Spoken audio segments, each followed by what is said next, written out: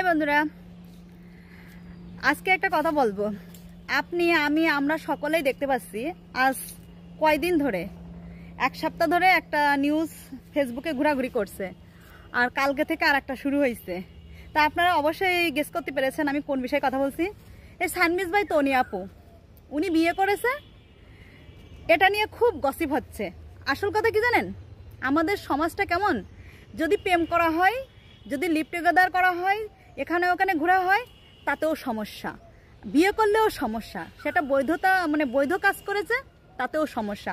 এতদিন তার বুড়ো হাজব্যান্ড নিয়ে বিয়ে করেছিল, তাতেও সমস্যা হয়েছিল যে সে টাকাকে বিয়ে করছে, বুড়োকে না, হ্যান ত্যান সাত পাঁচ কত কথা। হ্যাঁ, বুড়োকে বিয়ে করছে তা নিয়ে ওদের কত জ্বালা। মানে এরা চায় কি এই মেয়েগুলো যেন পতি তলায় থাকে, যেন বা ওকে পাত তলায় থাকে। এরা যেখানে সেখানে খারাপ কাজ করে বেড়ায়। খারাপ কাজ করলেও সমস্যা, ভালো কাজ করলেও সমস্যা। সে বৈধতা অনুযায়ী বিয়ে করেছিল, স্বামী মারা গেছে, এখন বয়স তার কম, 30, 32, 35 বছর যাই হোক না কেন, তার এখন বিয়ে করা যাবে। তুমি পুরুষ মানুষ, তুমি বিয়ে করতে পারো, আর নারীরা বিয়ে করতে পারে না। তার দুটো সন্তান আছে, সন্তানটাকে নিয়ে একটা গার্জিয়ানের প্রয়োজন আছে না? তার স্বামী মারা গেছে, ঠিক আছে, সে বিয়ে করছে, তাতে কোনো সমস্যা? সে তো পরকীয়া করে বেড়াচ্ছে না, খারাপ কাজ করে বেড়াচ্ছে না, বা কোনো কিছু না। এটা নিয়েও মানুষের সমস্যা। যাক, আমি এ নিয়ে কোনো কথা বলতে চাই না। মানুষের প্রতিটা কাজে সমস্যা, প্রতিটা সেকেন্ডে সেকেন্ডে সমস্যা মানুষের। আর এই জন্য না, মানে আমরা বাঙালিরাই বেশি করি এটা মনে করেন বাইরের কান্ট্রিতে হয় কিনা আমি জানি না, কিন্তু আমরা বাংলাদেশে বেশি দেখি এই জিনিসগুলা। এবার শুরু হয়েছে কাকে নিয়ে? রিপন মিয়াকে নিয়ে। কনে সাংবাদিকরা চলে গেছে রিপন মিয়ার বাড়িতে। রিপন মিয়া লেখাপড়া জানে না, তারপরে সে মিলিয়ন মিলিয়ন ফলোয়ার, তার ভালো ভালো কাজ করে সে, হ্যাঁ, ভালো ভালো জায়গায় পৌঁছাইছে। হ্যাঁ, এখন তার গোপনে, তার অগোচরে তার পরিবারে যে ভিডিও করছে, জানতে পেরেছে তার মা বাপের পরিচয় দেয় না, তাদের খাওয়ান ভরণ পোষণ কিছু দেয় না। তার বউকে পরিচয় দিয়েছে ভাবি হিসাবে, সে এরকম অবিবাহিত সেজেছে। এরকম একটা, অনেকে বলছে যে অশিক্ষিত তাই এরকম করছে। আরে ভাই, শিক্ষিতরা কি করে? বাপ মাকে বৃদ্ধাশ্রমে দেয়। শিক্ষিতরা লোকেরা শিক্ষিত যে বাপ মাগুলা চাকরি করে সারা জীবনে লন্ডন আমেরিকায় ছেলেদের পড়াইতে পাঠায় দেয়, তারপরে বড় বড় চাকরি ধরায় দেয়। তারপরে কি করে ছেলেরা করে যে বাপ মারে বৃদ্ধাশ্রমে দিয়ে দেয়। আর রিপন মিয়া হয়তো করতে পারে, আমি জানি না সঠিক, কিন্তু এটা এনটিভি নিউজে নাকি এটা বলছে। তা রিপন মিয়া কি করছে দেখেন, রিপন মিয়ার সাথে গলায় গলায় খাতির ছিল কত কন্টেন্ট ক্রিয়েটারের, যেমন এসপি ক্রিয়েশন। এই লোকটা একটা বড় ফাজিল, ধূর্তবাজ ফাজিল লোক আমি মনে করি। দেখেন, প্রত্যেকটা কন্টেন্ট ক্রিয়েটারের সাথে তার খুব ভালো গলায় গলায় প্রীত, খুব প্রীত। যেই সে বিপদে পড়ে তাকে নিয়ে সে একটা ভিডিও তৈরি করে ফেলে, তার বিরুদ্ধে যে তার নামে উল্টাপাল্টা ভিডিও তৈরি করে। এই লোকটা কোনোদিন ফাঁদে পড়বে না।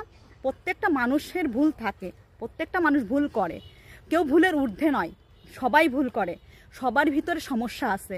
তুমি কি কোনোদিন ভুল করবা না? তোমার কোনোদিন দিন আসবে না তুমি সুযোগ সন্ধানী, তাই না? এই ধরনের লোকের থেকে এড়িয়ে চলবেন। এরা বন্ধু না, এরা শত্রু, এরা বন্ধু নামের কলঙ্ক। এরা যখন মানুষের নাম যশ খ্যাতি দেখে, ভালোই দেখে, তার সাথে মেশে। যখনই দেখে সে বিপদে পড়ে, তখনই তার পুঙ্গায় কাঠি দেয়, তখনই তারে নিয়ে ভিডিও তৈরি করে একটা ইনকাম শুরু করে দেয়। তাই এই ধরনের মানুষ থেকে আপনারা সাবধান হবেন, এই এসপি ক্রিয়েশনের মতো লোকদের থেকে। আমি ছোট কন্টেন্ট ক্রিয়েটার, কিন্তু আমার একটা ব্যক্তিত্ব, আমার একটা বোধ, আমি দেখতেছি এইগুলা, এই যে কি হচ্ছে। আসলে সেই রিপন মিয়াটা অশিক্ষিত লোক, যাই হোক, কর্মঠ লোক, কাজ করে খায়, সে ভাইরাল হয়েছে, অনেক বছর ধরে কাজ করছে। হয়তো তার ব্যক্তিগত কারণে ক্ষোভ থাকতে পারে মা বাবার সাথে, বিভিন্ন কারণে থাকতে পারে। আমি তার পক্ষপাতিত্ব নিয়ে কথা বলছি না, যে কোনো কারণ থাকতে পারে। আমরা সবাই যে ভালো তা না।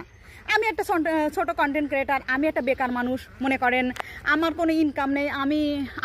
আমি লেখাপড়া জানি, শিক্ষিত একটা মেয়ে, চাকরি হয়নি, তাই এই ফেসবুকে কন্টেন্ট ক্রিয়েটার হিসেবে কাজে ঢুকেছি।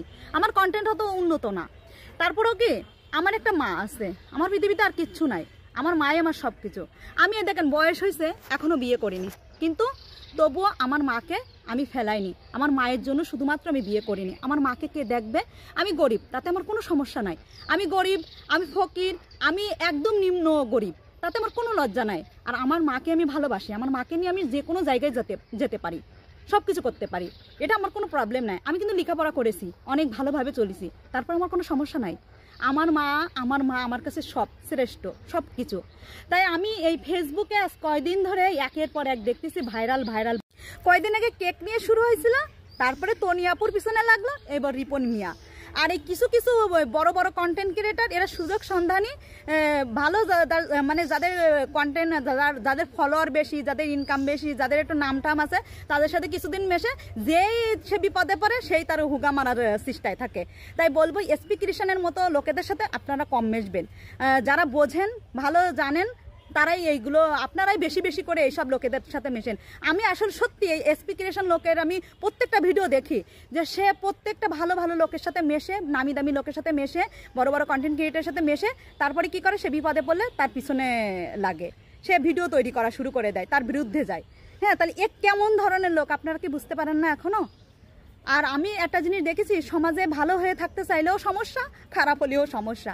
আরে যাবো কই আমরা পাবলিক এমন কেন? আমরা পাবলিক সচেতন হতে পারি না? আপনারা কি মানুষকে সুস্থ থাকতে দেবেন না, ভালো থাকতে দেবেন না? কি চান আপনারা মানুষের কাছে? আপনারাও এই জায়গায় আসেন, দেখেন কেমন লাগে। আর কিছু বলতে চাই না আমি।